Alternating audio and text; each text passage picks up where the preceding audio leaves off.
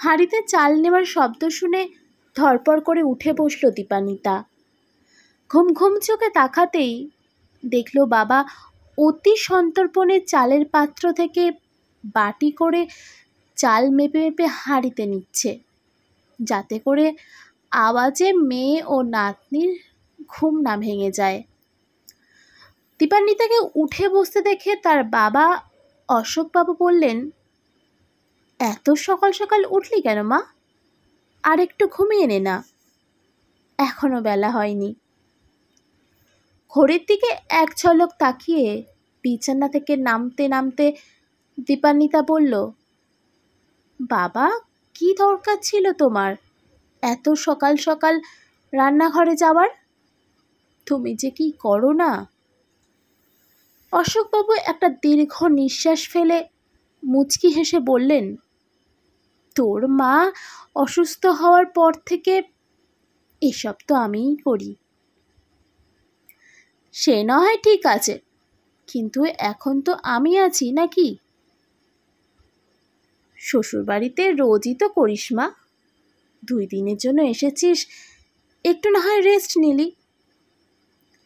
তোর মা ভালো থাকলে কি আমায় এসব করতে হতো, নাকি তোকে করতে দিত? নিজেই সব কাজ একা করে নিত।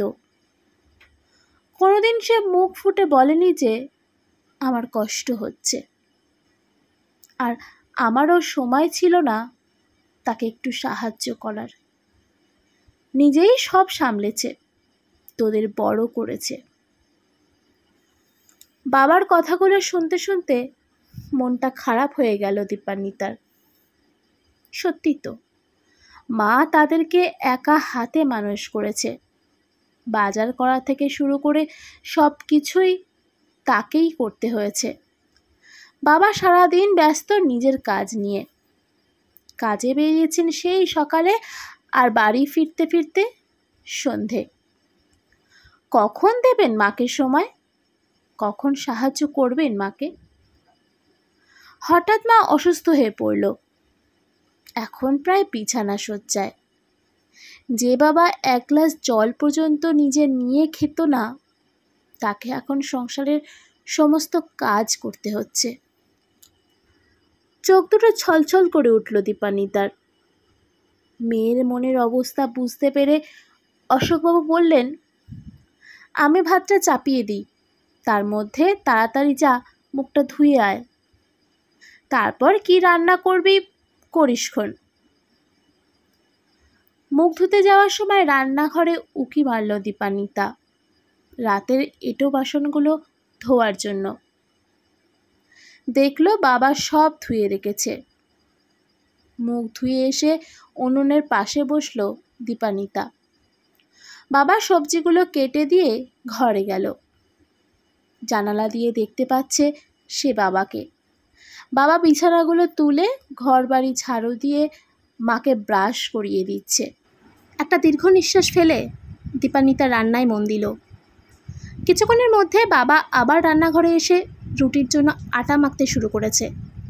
তারপর বাবাটিতে মিলে মায়ের জন্য রুটি বানাতে লাগলো। অশোকবাবু রুটি বেলছেন আর দীপান্বিতা তা সেঁকছে।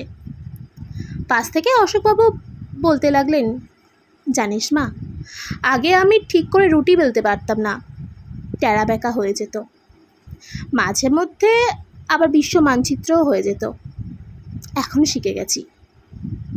নানান কথা বলতে বলতে তিনি মেয়েকে উদ্দেশ্য করে বললেন, রুটিগুলো বেশ ভালো করে শেখিস, তোর মা আবার রুটির মধ্যে কাঁচা থাকলে খেতে পারে না। কথাটা শুনে দীপান্বিতা একটা আলাদা আনন্দ অনুভব করলো।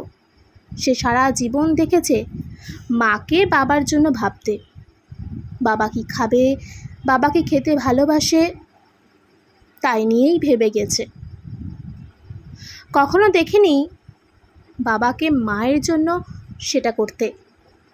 আজ বাবাকে এই রূপে দেখে মনখানা ভরে উঠল তার।